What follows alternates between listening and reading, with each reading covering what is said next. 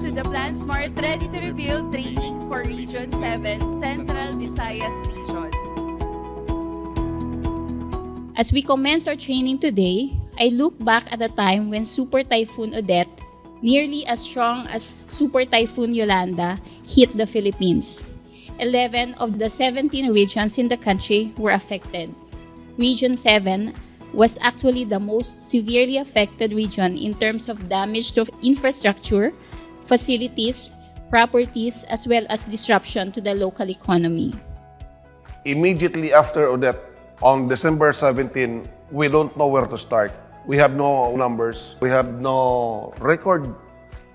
To make the rehabilitation and recovery plan formulation more efficient, and as we move to digitization of government processes, we are very glad that we now have the PlanSmart application. We are very excited for this new program as we are sure that it will address the painstaking process of formulation of rehabilitation and recovery planning. The PSSR is one example of how science and technology can greatly affect or help our response to disasters and calamities. When it comes to disasters, being prepared even before the disaster strikes is just as important as being ready to respond once it has occurred. Using PlanSmart web app, we can easily access and generate data because the app is a web-based application, so you can actually access it anytime, anywhere, real-time. With the help of our coaches, we are being guided smoothly and being given advices on what to do.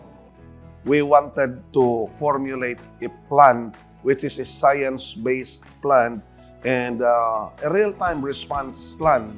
I see the use of this application as a user-friendly.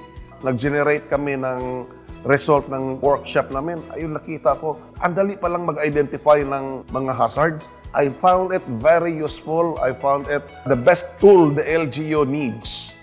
With the advent of technology, it's high time for us dream officers, practitioners, to make use, take advantage of science and based technology innovations. With PlanSmart application, we will garner more experience in program planning and making as well, and to ensure that maybe the next time a disaster scenario will happen, we are ready.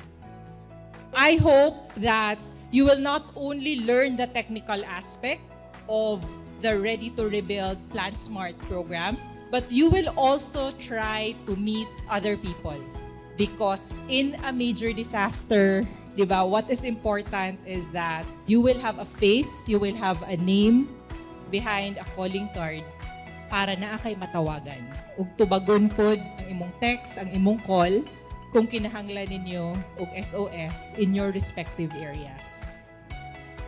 We hope that this activity has appraised you of the use of the PlanSmart and has equipped us with needed knowledge and technical know-how in adapting said application system in your respective localities. Rest assured that the DILG is in full support of this program as your partner on this endeavor, and we continue to strive to improvement of LGU's disaster preparedness and response.